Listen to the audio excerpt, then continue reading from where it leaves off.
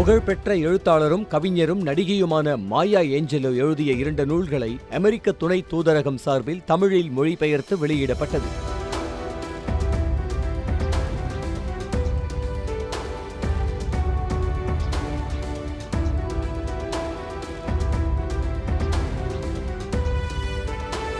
அவரது சுயசரிதை நூலான கூண்டு பறவை ஏன் பாடுகிறது என்று எனக்கு தெரியும் என்ற நூல் வெளியிடப்பட்டுள்ளது.